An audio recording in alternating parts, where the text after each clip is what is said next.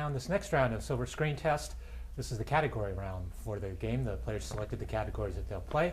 Each category is 4 parts worth 2 points each, and we'll go through each player 3 times. First for you, Andy, U.S. states. Tell me the U.S. states where these movies are primarily set. The caving adventure, The Descent. Kentucky. That was in North Carolina.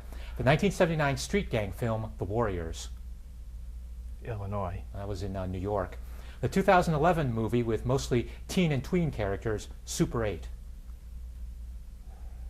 Washington. That was in Ohio. The Orson Welles film, The Magnificent Ambersons. Ohio. Well, that was in Indiana. Oh. All right. Teresa, movies with psychics. Directed by David Cronenberg, Christopher Walken plays a teacher. Dead Zone. Yeah, the Dead Zone. Yeah, you can hear the secret of the future. In this movie, the protagonist defeats Todd Ingram, who has psychic vegan powers, by making him drink coffee with half and half. The movie or the character? The movie. Oh, that's it. Scott Pilgrim versus the World. Yes. In the year 2054, psychics called precogs give the pre-crime police unit... Minority Report. Minority Report, yep. And Tony Curtis plays the historical title character who spends the later part of the movie exposing psychics and seance mediums as frauds. Houdini? Yes, so 3 right, 4, 6 points, and that gets you up to 7. The Sting, Adam. Despite being set in 1936, its soundtrack is famous for its ragtime music, which makes as much sense as setting a hippie movie to 1930s big band. Anyway, Marvin Hamlish, who adapted the score, got a #1 hit performing The Entertainer, originally written by whom? Cab Calloway? Scott Joplin. This movie brought back together stars Paul Newman and Robert Redford with the director George Roy Hill. What film did they do together in 1969? Butch Cassidy and the Sundance Kid. Gondorf and Hooker play the Sting on mob boss Doyle Lonigan with what sort of fake operation? Fake horse racing. Is that what you need? A fake. They give someone the answers ahead of time so they can place a bet. Okay, yeah, betting is the betting part. Is what I'm looking for. Who played Doyle Lonigan? Robert Shaw. Yes, so 3 right for 6 points, gets you up to 12. Directors of concert films, Andy. Some directors are better known for conventional narrative features, have also directed rock and roll concert films. Given a concert film and a narrative film, name the director of both. Shine a Light and Shutter Island. Don't know. That was Martin Scorsese. Stop Making Sense and The Silence of the Lambs. Demi. Yes. The Decline of Western Civilization and Wayne's World. Don't know. That was Penelope Spheris. And Chuck Berry, Hail, Hail, Rock and Roll, and An Officer and a Gentleman. Zemeckis? That was Taylor Hackford. You got 1 right for 2 points. That gets you up to 3. Teresa, movie terms.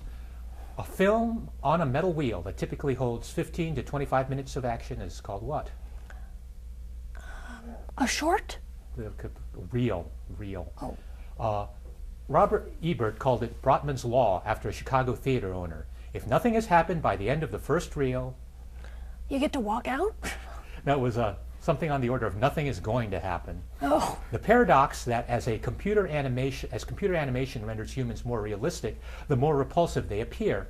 This is why characters in the Polar Express look spooky, and Pixar has made their human characters more cartoony. What is this paradox called? I don't know. It's called the Uncanny Valley. A French term for cynical, pessimistic movies. It is usually applied to American urban private eye movies, most iconically those of the 1940s and 50s based on Dashiell Hammett novels. Is that Noah? Yeah, noir. So Noir. 1 right for 2 points, and that My gets you up French to sucks. 9. Female co-stars of Michael Sheen, Adam. Tell me who played the following roles opposite Michael Sheen. Maddie Bowen in Blood Diamond. That would be Jennifer Connelly. Yes. The Red Queen in the 2010 Alice in Wonderland. The Red Queen was Helena Bonham Carter. Yes. Bella Swan in New Moon. Kristen Stewart. Inez in Midnight in Paris. Inez was Rachel McAdams. Yes. All of them right for 8 points. That gets you up to 20. Andy, popular songs. Appearing in Jackie Brown and Dead Poets Society, this Johnny Horton hit tells of the last engagement in the War of 1812, which actually took place after the peace treaty Battle was of signed. New Orleans. Yes.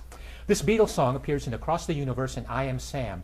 It was named for a Salvation Army children's home in England and a memorial in Central Park dedicated to John Lennon. Strawberry Fields. More Forever. Forever, yes. It has appeared in Four Lions, Paul, and A Walk to Remember. Written by Sherman Kelly, the most successful U.S. version was performed by King Harvest and peaked in 1973. Do not know. No, that's called Dancing in the Moonlight. It appeared in in College Road Trip, Dick, and The Italian Job. Originally performed by the Jackson 5, it's always listed first alphabetically in a list of #1 U.S. singles. ABC. Yes. 3 right for 6 points, and that gets you up to 9. Teresa, captains. Identify these captain characters.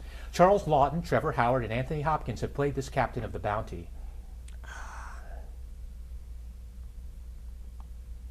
I don't know. I forgot was the Y. captain's name. At the end of the 2009 Star Trek, he is promoted to captain of the Enterprise, succeeding Christopher Pike.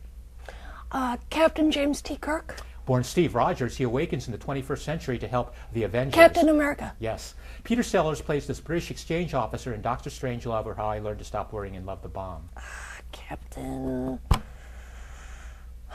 Blythe? His No, name, that wasn't Group it. Captain Lionel Mandrake. Oh, So that's 2 right for 4 points, gets you up to 11. And finally, producers, Adam. This Hong Kong-born director also received some kind of producer credit in addition for the Red Cliff movies, Wind Talkers, and Paycheck. John Woo. Yes.